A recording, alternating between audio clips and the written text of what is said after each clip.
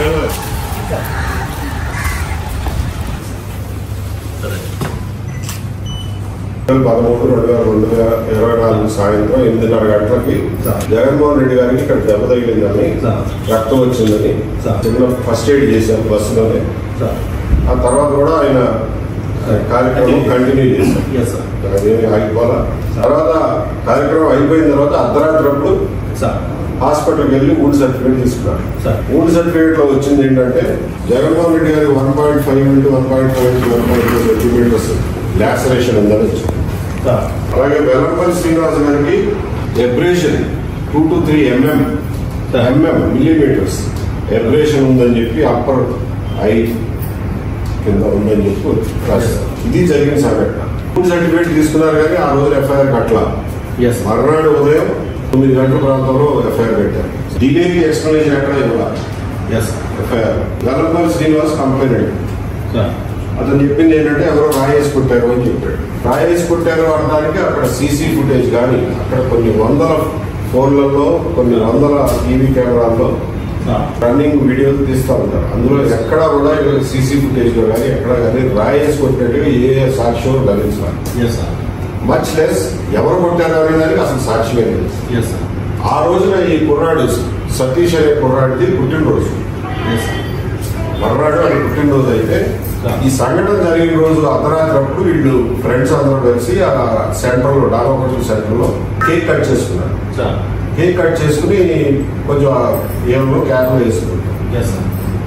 అది చూసి రాయేసి కొట్టినందుకు లేదా జగన్ కి రాయి దెబ్బ తగిలినందుకు వీళ్ళు సెలబ్రేట్ చేసుకుంటున్నారు అని చెప్పి ఎవరో అక్కడ దారిని పోయేవాళ్ళు అక్కడ ఎమ్మెల్సీ రుహుల్లాకి కబురిచ్చారు. కబురిస్తే అంతే ఈ పిల్లోడి మీద జీరోయిన్ అయ్యారు. నిజానికి ఆ సంఘటన జరిగిన టైంలో ఈ పిల్లోడు బట్టలు కొనుక్కోవడానికి అని చెప్పి రీసెంట్ రోడ్డు పోయాడు. పుట్టినరోజు బట్టలు కొనుక్కోవడానికి. దానికి అతని దగ్గర ఏమి ఆధారాలు ఉండవు. కాకపోతే అతను సెల్ ఫోన్ మూవ్మెంట్ చూస్తే మీరు ఆ టైంలో రీసెంట్ రోడ్ లో మీకు లొకేషన్ కనిపిస్తుంది. ఈ పిల్లోడితో పాటు తిరిగే పిల్లలందరినీ 6-7 మందిని సడన్ గా ఇంట్లో నుంచి ఎత్తుకుపోయి 1 టౌన్ వెనకాల CCS లో పడేసి ఎరగబాది నువ్వు ఒప్పుకో, లేకపోతే మీ అమ్మ నాన్న కాల్చి పడేస్తాం, నువ్వు ఒప్పుకుంటే నీకు 2 లక్షలు ఇస్తాం అని చెప్పి బెదిరించారు. విపరీతమైన స్ట్రెస్ లో పెట్టారు. తర్వాత ఎవడు చెప్పాడో మీకు పేరు తెలియదు కానీ పెద్ద దుర్గారావు అని చెప్పి ఇతను బ్రదర్ కదా, ఇతను బాబాయ్ అవుతాడు. బాబాయ్ అవుతాడు. ఇతను పాలిటిక్స్ లో యాక్టివ్ గా తిరుగుతాడు. ఇతని పేరు చెప్పారు. ఈ పిల్లాడిని తీసుకుని వెళ్ళి వాళ్ళ ఇల్లు చూపించమని చెప్పి ఇతన్ని పిక్ చేశారు. ఇతన్ని పికప్ చేసి ఇతన్ని మళ్ళా CCS లో పట్టుకుని ఎరగొట్టి అక్కడి నుంచి మైలవరం షిఫ్ట్ చేసి మైలవరంలో బట్టలు తీసి కాళ్ళు పంగలు తీసి కాళ్ళ మీద రొట్టి నిండా ఇచ్చబొట్టు కొట్టారు. 5 రోజులు పాటు. సలీం గారు లాయరు, ప్రోబోనో లాయరు. ఆయన ఫీజు తీసుకోకుండా ఆయన అప్పుడు ముందే కోడికత్తి సీనికి లాయర్ గా ఉన్నాడు కాబట్టి ఆయన వచ్చి వాలంటరీగా ప్రోబోనో కేసు టేకప్ చేసి సెర్చ్ వారెంట్ వేసి 22వ తారీఖున హెరియస్ కార్పస్ శాస్త్రాన్ని ప్రిపేర్ అయిన టైంలో ఇక వాళ్ళ చేతగాక ఈ దుర్గారావు వదిలిపెట్టారు. దుర్గారావు ఇచ్చిన ఆఫర్ ఏంటంటే నీకు 50 లక్షలు క్యాష్ ఇస్తాము, వైసీపీలో మంచి పోస్ట్ ఇస్తాము, నువ్వు కేవలం బోండామ్మ పేరు లోకేష్ గారి పేరు చెప్పు చాలు.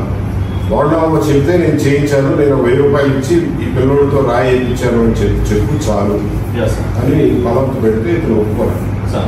నేను అటువంటి ఏదో పనులు చేయను అని చెప్పి నిజేసింది.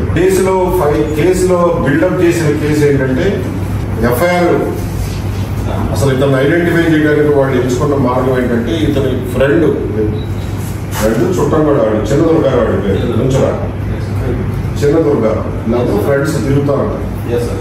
ఆ రోజు సాయంత్రం ఇతను చేతిలో ఒక రాయి పట్టుకుని ఆ బ్రిడ్జ్ దగ్గర ఉన్నట్టు ఈ పిల్లోడు అట్లా పోతా అంటే అరే నువ్వు కూడా రాయి పట్టుకోరా జగన్ ని రాయి వేసి కొడదాం అని చెప్పినట్టు నాకు వద్దురా అని చెప్పి అతను ముందుకు వెళ్ళిపోయినట్టు.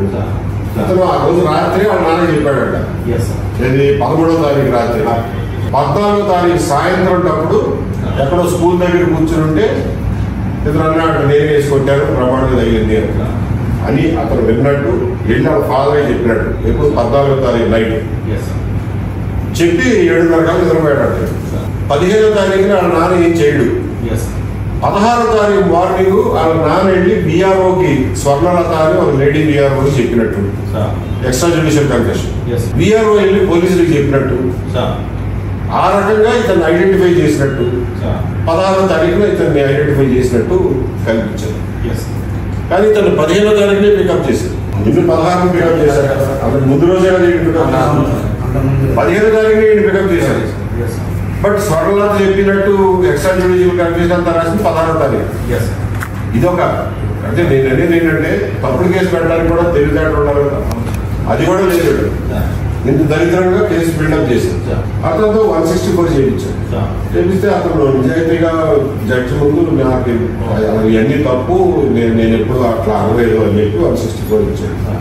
దట్ మీన్స్ అసలు మీరు ఎక్యూజ్ని ఐడెంటిఫై చేయడానికి వాడిన రూట్ మొత్తం అది నెగిటివ్ అయిపోయింది, డిస్ప్రూవ్ అయిపోయింది. తర్వాత ఇతని మీద ఈ ఎక్స్ట్రా జ్యుడిషియల్ కన్ఫెషన్ తప్ప ఇంకా ఏ ఆధారము తర్వాత కూడా సేకరించలేకపోయారు. ఎందుకంటే ఏం జరగలేదు. తర్వాత ఒక కొత్త క్యారెక్టర్ ప్రవేశపెట్టారు, ఈడీగా ప్రదీప్ కుమార్ అని చెప్పి.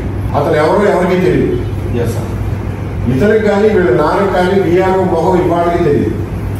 ఏనాడు చూశారు కదా, ఎక్స్ట్రా జ్యుడిషియల్ కన్ఫెషన్ లేదు, స్వర్ణలత ఏనాడు చూడలా, స్వర్ణలత అంటే ఎవరో కూడా తెలియదు. తర్వాత ఈడీగా ప్రదీప్ కుమార్ అనే క్యారెక్టర్ ఒకటి ప్రవేశపెట్టారు. అతను స్టేడియంలో కర్రసాగు నేర్పిస్తా ఉంటాడు. అతను ఆ రోజు జగన్ ప్రొసెషన్ వెళ్తానని చెప్పి ఒక చోట బెంచ్ మీద కూర్చుని ఉంటే ఈ పిల్లోడు పక్కన ఉంచున్నట్టు చేతిలో రాయి పట్టుకుని జగన్ మీద రాయి ఇసిరినట్టు ప్రత్యక్ష సాక్షిగా అతన్ని ప్లాన్ చేశారు ఈడీ ప్రదీప్. అతనితో 164 కూడా అట్లాగే చెప్పించారు. కానీ ఇక్కడ వీళ్ళు మర్చిపోయిన చిన్న లాజిక్ ఏంటంటే ఏప్రిల్ 22వ తారీఖున ఈడీ ప్రదీప్ కుమార్తో 164 చేయిస్తారు మ్యాజిస్ట్రేట్ ముందు. ఏప్రిల్ 27వ తారీఖున 164 చేయించారు. 22 ఏప్రిల్లో బెయిల్ పిటిషన్ వేశారు. ఈయన సలీం గారు వేశారు. దానికి కౌంటర్ వేయడానికి 4 రోజులు తీసుకున్నారు. 23 మే 23/5న కౌంటర్ వేశారు. కౌంటర్ లో ఎక్కడా కూడా ఈడీ ప్రదీప్ కుమార్ అనే పేరు కానీ ఇట్లా ఒక ప్రత్యక్ష సాక్షి ఉన్నాడు కానీ ఎక్కడ లేదు. రిమాండ్ రిపోర్ట్ లో LW 1 to 12 12 మంది విట్నెస్ని ఎగ్జామిన్ చేసినట్టుగా రిమాండ్ రిపోర్ట్ లో రాసుకున్నాడు. 12 మంది ఎవరన్నది స్టేట్మెంట్లు ఉన్నాయి. ఈడీ ప్రదీప్ కుమార్ లేడు అందులో 1 to 12 లో. రిమాండ్ రిపోర్ట్ లో 1 to 12 చూపించారు. విట్నెస్ పేర్లు కూడా రాయా ఫార్మాట్.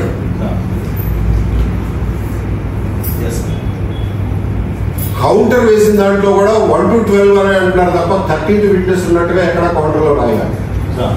అంటే ED Pradeep Kumar does not exist on records, but he exist in a magisterial recording of statement 164. అతను నిజంగా ప్రత్యక్ష సాక్షి అయితే అతనితో టీఐకి పెరేడ్ చేయాలి సార్.